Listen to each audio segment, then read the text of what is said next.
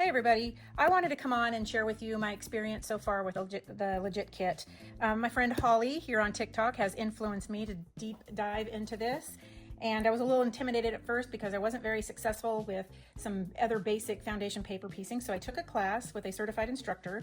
I bought the pink special edition of Sewphia. I thought a sewing machine was fitting, and this quilt has got 1,103 pieces and 77 colors. It'll be a 40 by 30. So I kind of wanted to walk you through what was shared with me. There's multiple ways you can organize and set this up. I've talked with the instructor about multiple different ways. I think this is going to work best for me, especially since I use trays to do my blocks of the month, and I think I'll probably do this very similarly. Okay, so we start off first with a binder, and in the binder you have your assembly guides and your pattern pieces. So it can be a little overwhelming at first, but this is block A1A.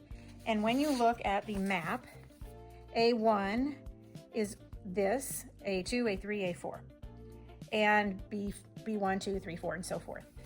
Well, inside of A1 is A1A and A1B and A1F, M, J. You can see this is a pretty detailed, because it has all these little different pieces. So let me fast forward a few to get to a more simpler block. And that is A3. The actual assembly guide for A3 is attached here, so I know that I need to reference it, so I'll go ahead and pull this out. So this is the A3 guide, and you can see there's A3A and A3B, so there's only two major sections of that block. So when the instructor actually walked me through doing a block. We worked on a couple blocks of hers, and then she let me go solo on this one. So this is A3A, that's this larger one here, and this is A3B. So I have two major pieces of foundation paper. And so when I tackled this one first, I know that I'm going to start with 1, 2, 3, 4, 5, and 6. That's how I'm going to attach these together.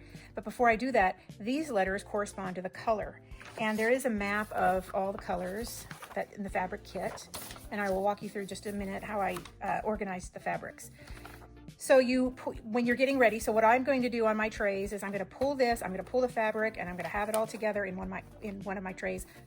When I'm completed, I'm going to stick it back into this until everything's ready to assemble. In fact, these are so detailed with how many. So each one of those was divided up into its own paper piece. Of course, that's just one piece, so that'll be easy. But some of these, this might be the block I work on that one time. Look how tiny those pieces are. So I'm going to take it this slow and steady. I am not going to rush through this. I want to enjoy it and I want to get it right. It is for me, so there is no rush. Okay. So let's talk about the fabric. So you can see I have 3 of these pieces right here, one of this cream color and one of this camel and a light pink. So on the back here, it corresponds to those colors, DP, R, EF, DP, DP, and BD.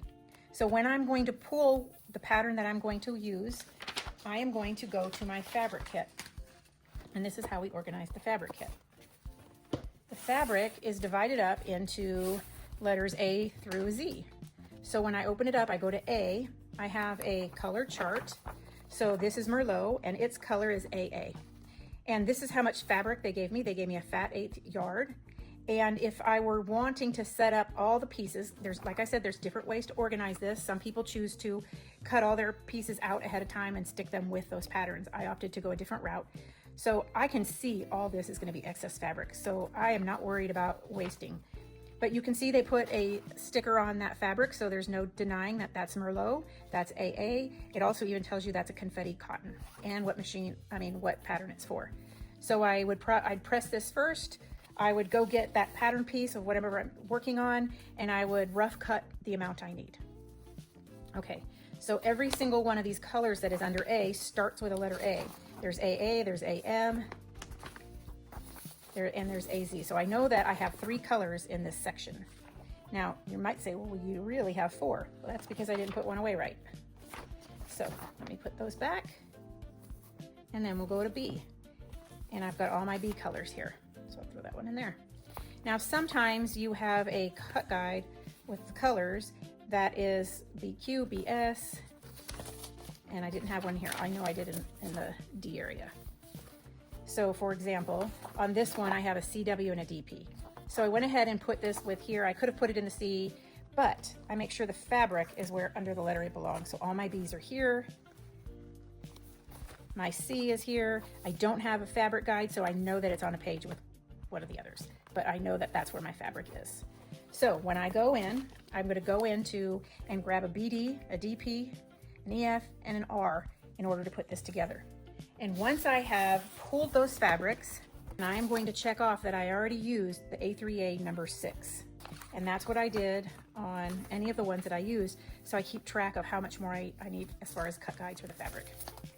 So it still looks a little overwhelming at first.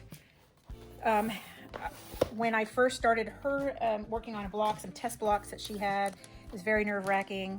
She helped me quite a bit. And then when we did this one, while it's a little bit simpler than some of these other complex ones, I really understood finally what I was doing wrong with my other foundation paper piecing. So I understand now how it works, and I'm going to do one block at a time, and I will definitely bring you along with it. Anyway, that's what I got going on with my pink Sewphia Legit Kit. We will see how this goes for me. Thanks for watching.